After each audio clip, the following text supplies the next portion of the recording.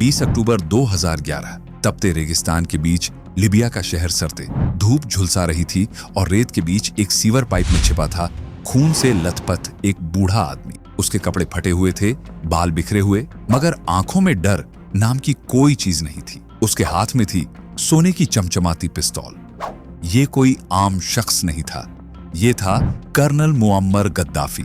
वो गद्दाफी जिसने United Nations में खड़े होकर दुनिया के सामने अमेरिका को शैतान कहा। वो गद्दाफी जिसे झुकाना किसी सुपर पावर के बस की बात नहीं थी। यहां तक कि अमेरिका के राष्ट्रपति रोनाल्ड रीगन ने गुस्से में उसे mad dog of middle east कह डाला था। गद्दाफी ने पूरी जिंदगी लड़ाई लड़ी, कभी पश्चिमी ताकतों से, कभी अपने सिस्टम से, लेकिन साथ ही उसने वो काम भी किए जो जनता को याद रहे। पेट्रोल सस्ता किया, हर परिवार को घर देने का वादा किया। कभी उसे इनकलाब का हीरो कहा गया तो कभी खलनायक बना दिया गया, लेकिन उसकी मौजूदगी इतनी तगड़ी थी कि जब भी किसी इंटरनेशनल समिट में दाखिल होता, सबकी निगाहें बस उसी पर टिक जाती। उसकी पर्सनैलिटी भी एकदम फिल्मी थी। रंग बिरंगे कपड़े, अजीबोगरीब टोपी, बेबाक बोलचाल और वेस्टर्न कल्चर का मजाक उड़ाना, यही उसका अंदाज था। बुलेट प्रूफ जैकेट, वो हंसते हुए कहता, जो अपने लोगों से डरता है वो हाकिम नहीं होता। वो खुलेआम जनता के बीच जाता, महलों में नहीं बल्कि तंबुओं में रहता। यहां तक कि न्यूयॉर्क में यूनाइटेड नेशंस की मीटिंग के दौरान भी उसने होटल छोड़कर रेगिस्तानी तंबू गाड़ दिया। ये उसका प्रोटेस्ट था, एक मैसेज था, मैं अलग हूं। और उसकी सिक्योरिटी फिल्मी से भी ज्यादा फिल्मी, सिर्फ महिलाएं। गद्दाफी कहता था, औरतें मर्दों से ज्यादा वफादार और बहादुर होती हैं। ये बात सीधे मर्दाना समाज के अहंकार पर चोट करती थी, लेकिन वक्त ने करवट बदली।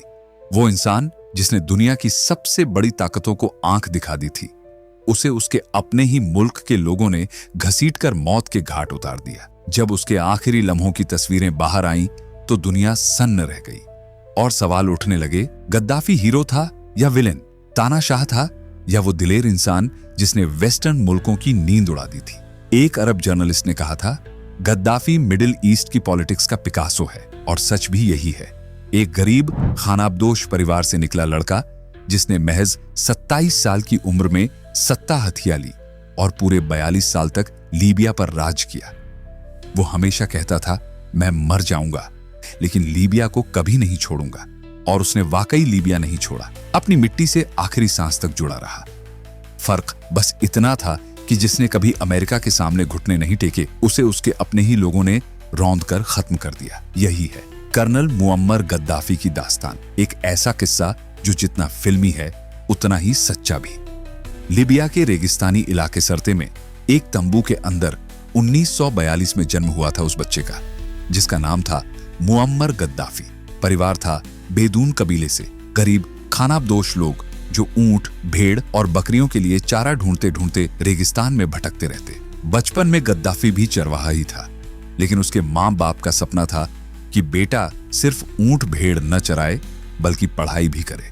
इसलिए सबसे पहले उसे कुरान पढ़ने के लिए मदरसे भेजा गया।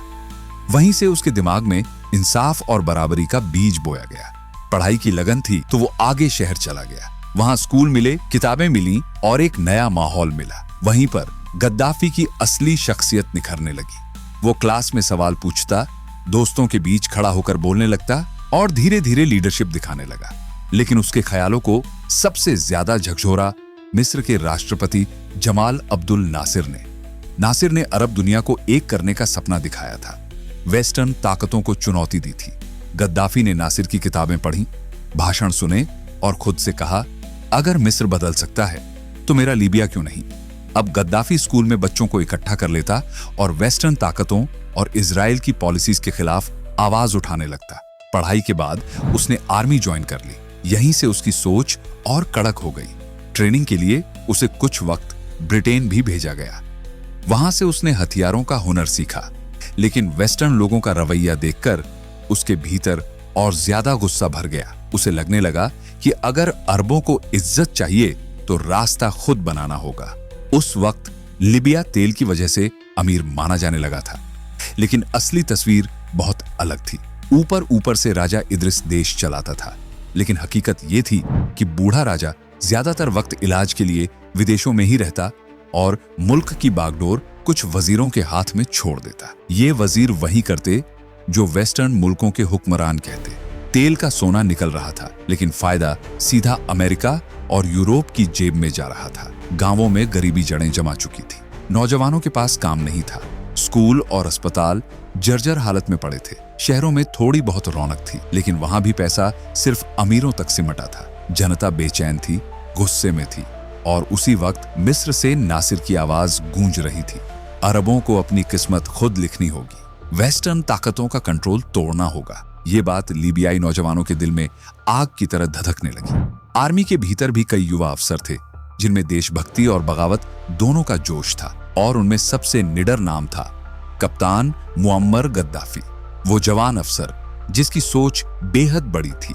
उसने महसूस किया कि महज गुस्से से कुछ नहीं बदलेगा। अगर लीबिया को बदलना है तो सिर्फ नारे नहीं, एक ठोस प्लान चाहिए। और यहीं से शुरू हुई उस कहानी की नींव जिसने आने वाले वक्त में पूरी दुनिया का नक्शा हिलाकर रख दिया। वो अच्छी तरह समझ चुका था कि किंग इद्रिस का वक्त खत्म हो चुका है।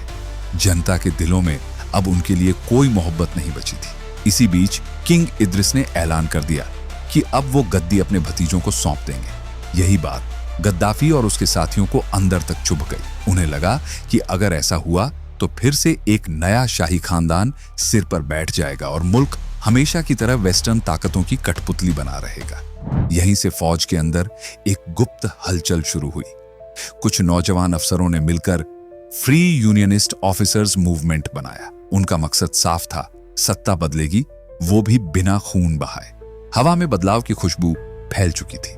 दूसरी तरफ बूढ़ा किंग इद्रिस एक के बाद एक डील कर रहा था, जिससे गोरों का कंट्रोल और मजबूत हो रहा था और लीबिया की जनता पीछे छूटती जा रही थी। गुस्सा अब धीरे धीरे खामोश नाराजगी से निकलकर खुले बगावत में बदलने वाला था, और इस बगावत का झंडा उठाए खड़ा था मुअम्मर गद्दाफी। फिर आई वो रात, 1 सितंबर 1969। किंग इद्रिस इलाज के लिए तुर्की में था। ठीक उसी वक्त गद्दाफी और उसके साथियों ने बेहद सोच समझकर राजधानी त्रिपोली के अहम ठिकानों पर कब्जा कर लिया। ये तख्ता पलट बिल्कुल फिल्मी अंदाज में हुआ। न गोलियां चली, न बम फटे, न खून बहा। अगली सुबह जब लीबियाई लोगों ने रेडियो ऑन किया तो उन्हें एक नई आवाज सुनाई दी। लीबिया अब आजाद है। अब यहाँ शाही खानदान का नहीं, जनता का राज होगा। ये आवाज थी मुअम्मर गद्दाफी की। उसी दिन उसने ऐलान कर दिया, लीबिया अब एक रिपब्लिक है। कोई राजा नहीं, कोई ताज नहीं, अब हुकूमत जनता की होगी। किंग इद्रिस को उसने मुल्क लौटने ही नहीं दिया, और चंद दिनों में लीबिया पूरी तरह गद्दाफी के हाथ में आ गया। वहीं से शुरू हुआ उसका लंबा सफर, 42 साल का राज। गद्दाफी ने आते ही कई फैसले लिए जो जनता के दिलों को छू गए। तेल से आने वाले पैसे को उसने वेस्टर्न कंपनियों के मुंह से छीनकर अपने लोगों के लिए इस्तेमाल किया। पढ़ाई, इलाज और बिजली सब मुफ्त कर दी। हर परिवार को घर बनाने के लिए मदद दी। शादी करने वाले जोड़ों को तोहफे दिए जाते। औरतों को अधिकार दिए। वो गरीबों की आवाज बन गया। अफ्रीका और अरब मुल्कों को जोड़ने की बात करने लगा। लेकिन वक्त के साथ साथ उसका कद जितना बढ़ता गया, दुश्मन भी उतने ही बनते गए। उसके बेखौफ अंदाज ने अमेरिका और यूरोप को तो खफा किया ही, कुछ अरब मुल्क भी उसकी राह के दुश्मन बन गए। वो जवान, करिश्माई और बिंदास आर्मी अफसर अब पूरी दुनिया को खटकने लगा था। गद्दाफी मिस्र के राष्ट्रपति जमाल अब्दुल नासिर से बेहद प्रभावित था। नासिर की तरह उसने भी अपने आप को कैप्टन से प्रमोट करके कर्नल बना लिया। जैसे नासिर के लिए स्वेज कैनाल एक बड़ी लड़ाई थी, वैसे ही गद्दाफी के लिए लीबिया का तेल एक इनकलाबी हथियार था। 1950 के आखिर में जब लीबिया में तेल के बड़े भंडार मिले तो उन पर काबिज हो गईं विदेशी कंपनियां। ये कंपनियां दाम खुद तय करती और मुनाफे का आधा हिस्सा अपने मुल्क ले जाती। लीबियाई जनता बस धूल फांकती रह जाती। गद्दाफी ने इसी अन्याय के खिलाफ बगावत की ठानी और कहा, तेल इस मिट्टी का है, इसे बेचने का हक सिर्फ मेरे लोगों का है। गद्दाफी ने जब विदेशी तेल कंपनियों से नई शर्तें रखीं तो उसका अंदाज ही अलग था। उसने साफ कह दिया, अगर हमारी बातें नहीं मानी तो हम तेल निकालना बंद कर देंगे। जो लोग 5000 साल बिना तेल के जिए हैं वो कुछ साल और भी जी सकते हैं। ये धमकी थी या दांव, ये उस वक्त किसी को समझ नहीं आया, लेकिन ये दांव चल पड़ा। पहली बार किसी डेवलपिंग मुल्क ने अपने ही तेल से होने वाले मुनाफे का बड़ा हिस्सा खुद के लिए रख लिया। लीबिया का कदम बाकी मुल्कों के लिए एक मिसाल बन गया और फिर 70 का दशक अरब पेट्रो बूम के नाम से याद किया गया। लीबिया को इसका सीधा फायदा मिला। यहां से निकलने वाला काला सोना गल्फ कंट्रीज के बराबर था, लेकिन आबादी बहुत कम, 3 लाख से भी नीचे। इतनी कम आबादी पर इतनी बड़ी दौलत बरसने लगी कि मुल्क की सूरत ही बदल गई। फिर आया साल 1973। अरब इजराइल जंग छिड़ी और अरब मुल्कों ने अमेरिका और यूरोप को तेल सप्लाई कम कर दी। कीमतें आसमान छूने लगी। लीबिया हर दिन करोड़ों डॉलर कमाने लगा, लेकिन गद्दाफी ने इस दौलत को सिर्फ अमीरों की जेब में जाने नहीं दिया। उसने ऐलान किया, ये पैसा महलों पर नहीं, झुग्गियों पर खर्च होगा। अब गांव-गांव स्कूल और अस्पताल बनेंगे। जो शादी करेगा उसे सरकार से तोहफा मिलेगा। हर परिवार को घर मिलेगा और खेती करने वालों को बिना ब्याज का कर्ज मिलेगा। लीबिया में पेट्रोल इतना सस्ता हो गया कि लोग मजाक में कहते, पानी से भी सस्ता है। उस वक्त की हालत ऐसी थी कि जहां अफ्रीका के कई मुल्क भूख और गरीबी से टूट रहे थे, वहीं लीबिया अफ्रीका का सबसे अमीर मुल्क कहलाने लगा। औसतन हर आदमी की आमदनी पूरे अरब और अफ्रीकी मुल्कों में सबसे ज्यादा थी। गद्दाफी यही नहीं रुका। उसने अरब मुल्कों को सीधा चैलेंज दिया। बोला, हम तेल बेचते हैं और डॉलर में कमाते हैं, लेकिन डॉलर का कंट्रोल वेस्टर्न ताकतों के पास है। अब वक्त आ गया है कि हम सोने पर बेस्ड अफ्रीकी करेंसी बनाएं, ताकि हमारी इकोनॉमी उनकी पकड़ से बाहर हो जाए। यही आइडिया आगे चलकर उसकी जान का दुश्मन बन गया। लेकिन उस वक्त लीबियाई जनता उसे सिर्फ एक लीडर नहीं बल्कि रहनुमा मानने लगी थी। लोग कहते, अगर गद्दाफी ना होता तो हम अब भी गुलाम ही रहते। और गद्दाफी भी हर बार कहता, मैं राजा नहीं हूं, मैं आवाम की आवाज हूं। हालांकि वक्त बीतते उसे समझ आया कि सारे अरब देशों को एक झंडे के नीचे लाना आसान नहीं है। उसने अपने अरब यूनिटी वाले सपने को यहीं रोक दिया और गल्फ मुल्कों की चकाचौंध और दिखावे की राह से भी दूरी बनाए रखी। अब उसका मकसद था लीबिया को एक नई सियासी सोच देना। यहीं से गद्दाफी के दिमाग में एक बड़ा ख्याल आया। उसने एक थ्योरी बनाई, थर्ड यूनिवर्सल थ्योरी। उसका कहना था कि दुनिया अब तक 2 रास्तों में बंटी रही है, कैपिटलिज्म और कम्युनिज्म, लेकिन इन दोनों की अपनी अपनी कमजोरियां हैं। गद्दाफी का दावा था कि उसकी थ्योरी इन कमजोरियों को दूर करेगी और दुनिया को एक नए सियासी, सोशल और इकोनॉमिक रेवोल्यूशन की तरफ ले जाएगी, जहां दबे कुचले इंसान को सच्ची आजादी मिलेगी। उस वक्त गद्दाफी का अंदाज ऐसा था कि लोग उसे सिर्फ सुनते ही नहीं बल्कि मानते भी थे। वो अब सिर्फ एक हुक्मरान नहीं बल्कि एक आइडिया बन चुका था। गद्दाफी ने जब अपनी सोच को एक किताब में ढाला और उसका नाम रखा ग्रीन बुक, तो उसने दावा किया कि यह किताब लोगों को इंसाफ दिलाएगी और दुनिया को एक नया रास्ता दिखाएगी। लेकिन हकीकत कुछ और थी। असल में यह किताब गद्दाफी के भाषणों का मजमुआ भर थी। जिस किताब को आजादी और बराबरी का मैनिफेस्टो कहा गया, उसी पर इल्जाम लगने लगे कि यह सिर्फ लीबिया की जनता को काबू में रखने का एक तरीका है। इस किताब में कहा गया कि मुल्क की समस्याओं का हल इलेक्शन जैसे सिस्टम से नहीं होता। गद्दाफी का कहना था कि असली डेमोक्रेसी तब होगी जब लोगों की छोटी छोटी कम्युनिटीज होंगी जो मुल्क के हर हिस्से को कंट्रोल करेंगी। उसने इस सिस्टम को एक सुंदर गाड़ी के पहिए से तुलना करते हुए समझाया। उसके मुताबिक सबसे बाहर का घेरा था बेसिक पॉपुलर कांग्रेस, जो पीपल्स कमेटियां बनाती और फिर यह रिपोर्ट ऊपर भेजती। बीच में बैठा होता था एक जनरल सेक्रेटेरिएट, जिसे गद्दाफी असली डेमोक्रेटिक सेंटर बताता था। लेकिन जमीनी हकीकत इससे बिल्कुल उलट थी। यह सिस्टम गाड़ी का पहिया नहीं बल्कि पिरामिड की शक्ल ले चुका था। सबसे ऊपर गद्दाफी, उसका परिवार और करीबी लोग थे जिनके पास पूरा पावर था। नीचे खड़ी थी एक बेरहम सिक्योरिटी मशीनरी जो हर तरह के विरोध को दबा देती थी। ग्रीन बुक में इस सिस्टम को एक नया नाम दिया गया, जमाहिरिया, यानी जनता की हुकूमत। लेकिन असल में यह सिर्फ एक दिखावा था। जनता को पॉपुलर कांग्रेस में शामिल तो किया गया, मगर उनके पास न हक था, न पावर, न बजट। सब जानते थे कि अगर किसी ने ज्यादा सवाल उठाया या सरकार की आलोचना कर दी तो सीधा जेल भेज दिया जाएगा। इधर गद्दाफी इन बातों की जरा भी परवाह नहीं करता था। उसने अपनी नजर वेस्टर्न ताकतों पर टिका दी थी। उसका कहना था, जो भी अमेरिका, ब्रिटेन और यूरोप के खिलाफ खड़ा है वो मेरा दोस्त है। ये मुल्क सिर्फ तेल और ताकत के जरिए दुनिया को कंट्रोल करना चाहते हैं। गद्दाफी ने खुलकर उन सभी ग्रुप्स को पैसा, हथियार और ट्रेनिंग देना शुरू किया जो वेस्टर्न सिस्टम को चुनौती दे रहे थे, चाहे वो आजादी की लड़ाई लड़ रहे हों या फिर सत्ता हथियाने की जंग में हो। उसने यासिर अराफात की P.Eldo समेत कई फिलिस्तीनी ग्रुप्स को सपोर्ट किया, क्योंकि वो इजराइल को अमेरिका का प्यादा मानता था और फिलिस्तीन को आजाद देखना चाहता था। यहां तक कि उसने नेल्सन मंडेला का भी खुलकर साथ दिया जब बाकी दुनिया खामोश थी, क्योंकि गद्दाफी नस्ल भेद का खुला दुश्मन था। और तो और उसने फ्रांस और अफ्रीका के कई विद्रोही गुटों तक को सपोर्ट किया। यहां तक कि ब्रिटेन के खिलाफ लड़ रही आयरिश रिपब्लिकन आर्मी को भी गद्दाफी ने हथियार, विस्फोटक और पैसा दिया। पूरी दुनिया में इतनी हिम्मत सिर्फ गद्दाफी ही दिखा सकता था। लेकिन सच यह भी है कि जब कोई इंसान लंबे वक्त तक सत्ता में रहता है, मुल्क को ऊपर उठाता है और अपनी ताकत का इस्तेमाल करता है, तो धीरे धीरे उसे लगने लगता है कि वही हमेशा सही है और उसे कोई रोक नहीं सकता। यही चीज गद्दाफी के साथ भी हुई। उसके रंगीन शौक अब खुलकर दिखने लगे थे। गद्दाफी अजीबोगरीब कपड़े पहनता, कभी सुनहरे बिल्लों वाली वर्दी, कभी रंग बिरंगे गाउन, तो कभी अफ्रीकी पारंपरिक लिबास। घंटों शीशे के सामने खड़ा होकर बाल संवारता, कैमरे का एंगल ठीक करवाता और सवाल करने वालों को जरा सा भी तेज पूछताछ करने पर जेल भिजवा देता। सत्ता का नशा उसके अंदर चढ़ चुका था और वेस्टर्न मुल्कों की परवाह उसके लिए कोई बड़ी बात नहीं रही। यही थोड़ी सी लापरवाही उसकी सबसे बड़ी गलती बन गई, क्योंकि अमेरिकी और यूरोपीय तंत्र हमेशा ऐसे ही मौके तलाशते रहे कि कैसे गद्दाफी को नियंत्रित किया जाए।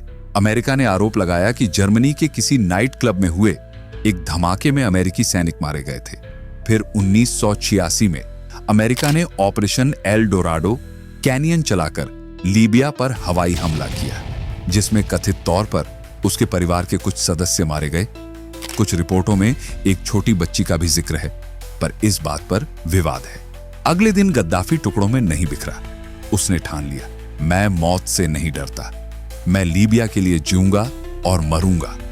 और उसने खुलकर कहा, मैं अमेरिका को तबाह कर दूंगा। इसके बाद उसने दुनिया भर के उन गुटों का खुलकर साथ देना शुरू किया जो वेस्टर्न सिस्टम को चुनौती दे रहे थे। फिलिस्तीनी आंदोलनों से लेकर कुछ हद तक उन विद्रोही और सैन्य समूहों तक जिनके साथियों का नाम बाद में इतिहास में उभरा। फिर आया वो काला दिन, 1988 की सर्द रात, जब पैन एम फ्लाइट 103 पर बम फट गया और क्लिपर उड़ान स्कॉटलैंड के लॉकरबी के ऊपर हवा में ही बिखर गया। 270 लोगों की जान गई। ये घटना ब्रिटेन की जमीन पर अब तक का सबसे घातक हवाई आतंकवादी हमला बनी। जब लीबिया ने शुरुआती तौर पर 2 नागरिकों को स्कॉटलैंड को सौंपने से मना किया, तो संयुक्त राष्ट्र ने आर्थिक और राजनीतिक सैंक्शंस लगा दिए। सालों की कड़ी कूटनीति के बाद 1999 में आखिरकार 2 संदिग्ध सौंपे गए। एक अब्देल बासित अल मिग्राही को दोषी ठहराया गया और दूसरे को बेकसूर पाया गया।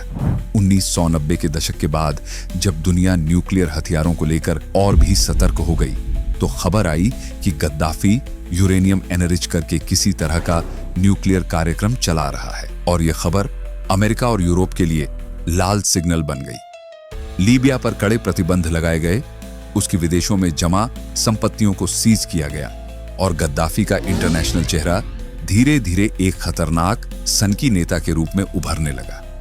उसकी यात्राओं पर पाबंदी लगी और तेल की खरीद फरोख्त घटने लगी। 2000 के दशक में गद्दाफी की हरकतें अब सार्वजनिक मंचों पर भी विवाद खड़े कर देती थीं। कभी किसी बैठक में पास बैठे नेता पर धुआं फेंक देना, कभी खाड़ी के शासकों को तीखा तंज कस देना, कभी खुद को अफ्रीका का बादशाह घोषित कर देना, सब कुछ सुर्खियों की चीज बन गया। लेकिन असली मोड़ तब आया जब 2003 में अमेरिका ने इराक पर हमला किया और सद्दाम हुसैन को गिरा दिया। उस घटना ने गद्दाफी के अंदर डर जगा दिया। उसे लगा कि अगला निशाना वही हो सकता है। इसीलिए वह बातचीत के लिए अमेरिका के पास गया और बोला कि वह अपने कथित न्यूक्लियर कार्यक्रम को खत्म कर देगा। उसने अमेरिका और यूरोप से डील की कि न्यूक्लियर हथियार नहीं बनाएगा, उसके बदले आर्थिक पाबंदियां हटा ली जाएंगी। इसके बाद गद्दाफी ने कुछ बड़े पब्लिक प्रोजेक्ट्स शुरू किए। इनमें सबसे मशहूर था great man made river project, जिसमें साउथ लीबिया की जमीन के नीचे छिपा पानी निकालकर नॉर्थ के सूखे इलाकों तक पहुंचाया गया। यह आइडिया पुराने बंजारा तरीकों से निकला लगता था, लेकिन हकीकत में ये प्रोजेक्ट बन गया और अरब दुनिया का सबसे बड़ा इंजीनियरिंग चमत्कार कहलाया। त्रिपोली की फिजा में भी थोड़ा खुलापन नजर आने लगा। सालों से बाहर रह रहे लीबियाइयों को कहा गया, वापस आओ, अब न जेल होगी न सताया जाएगा। कुछ वक्त हालात सुधरे भी। गद्दाफी यूरोप के लीडर्स से हाथ मिलाने लगा, कैमरों के सामने हंसी ठिठोली करने लगा, लेकिन अंदर से उसकी वही तानाशाही वाली सोच जिंदा थी। जब लीबिया में डे ऑफ रेस की आवाजें उठी, गद्दाफी ने बड़ा अजीब ऐलान किया, मैं भी लोगों के साथ प्रदर्शन करूंगा, जैसे कि मैं खुद अपने खिलाफ क्रांति का लीडर हूं। ताकत अब जनता के पास है, मैं हुकूमत में नहीं हूं। लेकिन असलियत अलग थी। लोग अब सच में बदलाव चाहते थे। जैसे इजिप्ट में मुबारक गिरे और ट्यूनीशिया में बिन अली भागा, वैसे ही गद्दाफी को भी हटाने की चाहत जोर पकड़ रही थी। पहली तस्वीरें मगाजे से आईं। जोश से भरे नौजवान ग्रीन कलर की एक इमारत गिरा रहे थे। ये वही ग्रीन बुक का निशान था जिसे 70 के दशक से जनता पर थोपा गया था। उस किताब के नाम पर आजादी के बजाय गुलामी दी गई थी। अब लोग उस गुलामी को तोड़ रहे थे। जैसे जैसे बगावत बढ़ी, गद्दाफी को सच में अपनी ताकत खतरे में लगने लगी। उसने फिर से वही सख्ती दिखाई। इस बार निशाना सिर्फ चंद मुखालिफ नहीं, बल्कि पूरे पूरे शहर बन गए। जहां उसकी तस्वीरें फाड़ी गईं, वहां फौज और बाहर से लाए गए लड़ाके भेजे गए। ये बाकी नेशनल ट्रांजिशनल काउंसिल के झंडे तले लड़ रहे थे और गद्दाफी उन्हें कुचलना चाहता था। उसने बयान दिया, ये सिर्फ 17 साल के गुमराह लड़के हैं। रात में इन्हें गोलियां दी जाती हैं। इनके दूध और कॉफी में नशे की दवाइयां मिलाई जाती हैं। यहां तक कि गद्दाफी ने यूएन को भी नहीं छोड़ा। साल 2009 में न्यूयॉर्क में जनरल असेंबली की मीटिंग में उसकी स्पीच सिर्फ 10 मिनट की होनी थी, लेकिन उसने 1.5 घंटे से ज्यादा तकरीर झाड़ी। बीच में यूएन चार्टर के पन्ने फाड़े, मरोड़े और फेंक दिए। वो कैमरों के सामने चिल्लाता रहा। ये नजारे उसकी सनक और पागलपन की मिसाल बन गए। लेकिन हैरानी की बात यह थी कि इसके बावजूद वेस्टर्न लीडर्स और कंपनियां उससे डील करने में पीछे नहीं हटे। तेल और पैसे का खेल उन्हें उसके पागलपन से ज्यादा अहम लगता रहा। फिर दिसंबर 2010 में ट्यूनीशिया से बगावत की हवा चली। शुरुआत में लगा कि लीबिया इसकी चपेट में नहीं आएगा। गद्दाफी तो 4 दशक से ज्यादा वक्त से कुर्सी पर बैठा था। लोग भूल चुके थे कि उससे पहले वहां कौन था। लेकिन जैसे ही बाकी अरब देशों में सड़कों पर भीड़ उतरी, फेसबुक और सोशल मीडिया ने आग को और हवा दी। अब अमेरिका और यूरोप ने भी अपना पाला बदल लिया। साल 2011, अरब दुनिया में बगावत की आंधी चली। लोग सड़कों पर थे। आजादी, इंसाफ और इनकलाब के नारे गूंज रहे थे। और सबसे बड़ी टक्कर, जिसकी उम्मीद किसी ने नहीं की थी, वो लीबिया में हुई। और इसके पीछे अमेरिका का साया साफ नजर आ रहा था। गद्दाफी के देश में अब हालात बदल चुके थे। जो आवाजें पहले दबा दी जाती थीं, अब वो गूंजने लगी और अमेरिका ने उन आवाजों को और हवा दे दी। 42 साल तक लीबिया पर राज करने वाला गद्दाफी अपनी कुर्सी को हिलते हुए महसूस करने लगा। शुरुआत हुई शहर बंगाजी से, जहां लोग सड़कों पर उतरकर उसके खिलाफ प्रदर्शन करने लगे। मगर गद्दाफी पीछे हटने वाला नहीं था। उसने ताना मारते हुए कहा, मैं एक एक को मार दूंगा। घर घर जाकर, गली गली, शहर शहर, दर दर हर फर्द को खत्म कर दूंगा। उसकी ये जिद ही उसकी सबसे बड़ी भूल साबित हुई। एक एक्टिविस्ट और वकील फती तराबेल की गिरफ्तारी ने आग में घी डाल दिया। तराबेल उन्हीं 1200 कैदियों के केस लड़ रहे थे जिन्हें त्रिपोली की जेल में बेरहमी से मार दिया गया था। उन कैदियों के घर वाले ज्यादातर बंगाजी से ही थे। इंसाफ न मिलने की कसक पहले से थी। और जब 15 फरवरी 2011 को तराबेल गिरफ्तार हुए तो शहर की गलियों में मारे गए लोगों के पोस्टर लहराने लगे। बंगाजी प्रोटेस्ट का गढ़ बन गया और भीड़ गुस्से से उबलने लगी। गद्दाफी ने जनता पर गोलियां चलवा दी। टैंकों और फाइटर जेट से बमबारी होने लगी। मगर इस बार मामला सिर्फ लीबिया तक सीमित नहीं रहा। दुनिया देख रही थी। हालात बेकाबू होते ही यूनाइटेड नेशंस ने गद्दाफी के खिलाफ एक्शन की मंजूरी दे दी। अब अमेरिका, फ्रांस और ब्रिटेन जैसे मुल्क खुलकर मैदान में थे। नाटो की फौज ने गद्दाफी की सेना पर हमला बोल दिया। उसकी हुकूमत की दीवारें ईंट ईंट गिरने लगी। पूरा लीबिया खून और तबाही के समंदर में डूब गया। आखिरकार गद्दाफी को राजधानी छोड़नी पड़ी। त्रिपोली से भागकर वह अपने पैतृक इलाके सीरत में छिप गया। वहां से वह अपने वफादारों के साथ एक काफिले में निकलने की कोशिश करता है, लेकिन नाटो के ड्रोन ने उसकी गाड़ियों पर मिसाइल बरसा दी। गद्दाफी किसी तरह बचकर पास के ड्रेनेज पाइप में जा छिपा, मगर बागियों को उसका ठिकाना मिल चुका था। जब उसे उस पाइप से घसीटकर बाहर निकाला गया तो उसका चेहरा खून से सना हुआ था। कपड़ों पर खून के छींटे थे और वह हांफते हुए कह रहा था, मैंने तुम्हारा क्या बिगाड़ा है, मैंने क्या किया है तुमसे। लेकिन बागियों का गुस्सा काबू से बाहर था। किसी ने घूंसा मारा, किसी ने लात, और कुछ देर बाद भीड़ में से चली एक गोली ने गद्दाफी की सांसें हमेशा के लिए रोक दी। वो मिट्टी में लथपथ गिर पड़ा और यहीं खत्म हो गया एक ऐसा दौर जिसने कभी अमेरिका और वेस्टर्न ताकतों की आंखों में आंख डालकर बात की थी, जिसने लीबिया को दुनिया के ताकतवर मुल्कों की कतार में लाने की कोशिश की थी। मगर हैरत यह रही कि जिसे 2000 के दशक में वेस्टर्न मुल्क अपना साथी मानते थे, क्योंकि गद्दाफी इस्लामिक टेररिज्म के खिलाफ खड़ा था और यूरोप में गैर कानूनी माइग्रेशन रोकता था, वही गद्दाफी 2011 आते आते अचानक पागल तानाशाह करार दे दिया गया। सिर्फ 2 महीने, 15 फरवरी से 19 मार्च तक का वक्त, और तस्वीर पूरी तरह बदल गई। साफ था, जब तक गद्दाफी मजबूत था तब तक दोस्ती, और जैसे ही वो कमजोर पड़ा तो पाला बदलकर उसे मिटा दिया गया। असल मकसद लीबिया का तेल था और वेस्टर्न मुल्कों की पॉलिसी हमेशा की तरह साफ, न कोई स्थायी दोस्त, न कोई स्थायी दुश्मन, बस फायदा। अब सवाल ये उठता है, गद्दाफी सच में विलेन था जैसा अमेरिका कहता है, या वो हीरो था जिसने आखिरी सांस तक सिर ऊंचा रखकर लड़ाई लड़ी? ये फैसला आप करें। कमेंट में बताइए, गद्दाफी आपके लिए कौन था? और दोस्तों, यही थी गद्दाफी की पूरी कहानी। एक तानाशाह, एक बाकी, या शायद दोनों। वक्त के साथ हकीकत बदलती गई, लेकिन जो मिट्टी में गिरा वो सिर्फ एक इंसान नहीं बल्कि एक पूरा दौर था।